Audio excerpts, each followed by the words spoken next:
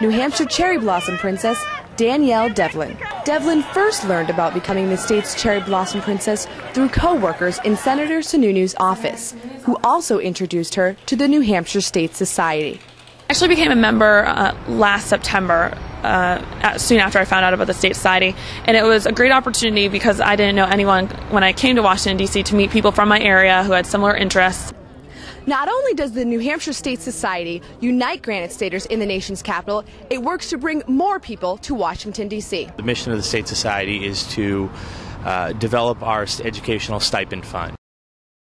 In a given year, there are approximately 20,000 homeless people in New Hampshire. Every day, there are about 600 to 800 children who don't have a home. And in Jaffrey alone, there are 25 to 30 families homeless every year. It's a hidden homeless. There are homeless people in just about every community in New Hampshire.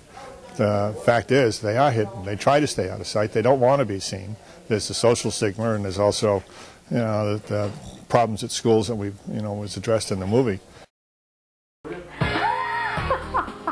Welcome to GottaFlirt.com, a dating game for the 21st century. So this is fun. This is flirting. A divorced father of three, Semyon Dukach, was bored with traditional matchmaking sites. The process wasn't enjoyable. So the Brookline resident and two friends decided to design a site with some humor and a bit of competition.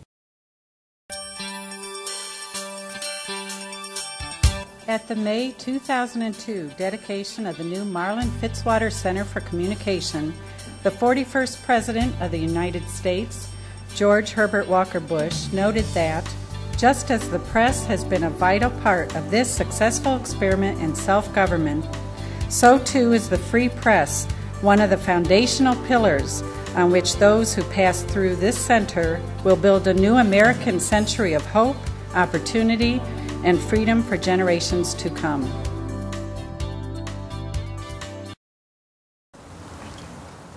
Established nearly 250 years ago, Jaffrey contains the burial sites for some of America's most distinguished figures, including Pulitzer Prize winner author Willa Cather and sculptor Viggo Brandt Eriksson. You mentioned Viggo Brandt Eriksson, who is a sculptor of some note. The downtown, he's known for the statue of the Buddy Monument, which was carved out of one piece of granite and sits on the common in front of the police station downtown. The Old Meeting House, Jaffrey's oldest landmark, is a place which still brings together prominent citizens and residents of national renown for worship and forums. A good share of important people, and they've lived and contributed to the town. And one of the things that I was aware of when we came, when the children would put on a play or a musical or something, the grade school, the whole town would go, including all these important people, that all go. African-born slave Amos Fortune was shipped to New England, where he eventually bought his and his wife's freedom. They moved to Jaffrey in 1781, and he became a successful tanner and influential citizen until his death at 91. But his presence still lives in Jaffrey. Well, the Amos Fortune Forum is a wonderful thing. That's a little over 50 years old. Bear in mind, Amos Fortune left several legacies when he died. One was a communion service which disappeared into Oklahoma and other places and is now in the Brooklyn Pewter Museum. And another thing that he did, that he left in his will after he died, was a sum of money for the education of the children of Jaffrey. In addition to the world-famous Mount Monadnock that has attracted people to this area, hundreds have gathered to pay tribute to those Americans who helped shape our country. Reporting in Jaffrey, New Hampshire for TBC News, I'm Jonathan Galed. Chuck Pearson is behind the wheel. This is all he can see. I drive with my high beams on to compensate for the fact that the low beams are insufficient. And he's not alone. Our investigation found a growing number of motorists hitting the road with headlights that might not meet state or federal safety standards. It's a problem affecting hundreds of thousands of headlights on virtually every type of vehicle.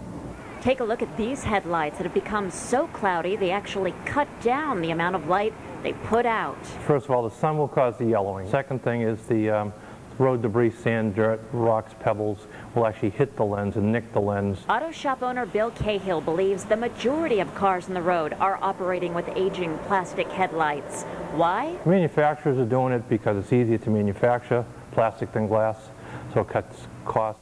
But those cloudy headlights could potentially cost you your life. That's why the state says headlights must illuminate the road for at least 115 feet.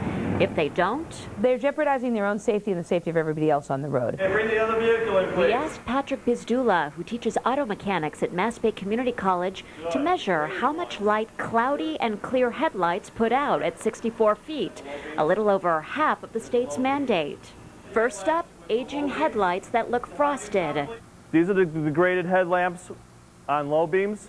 Can we put the high beams on, please? You can barely see the two people standing straight ahead.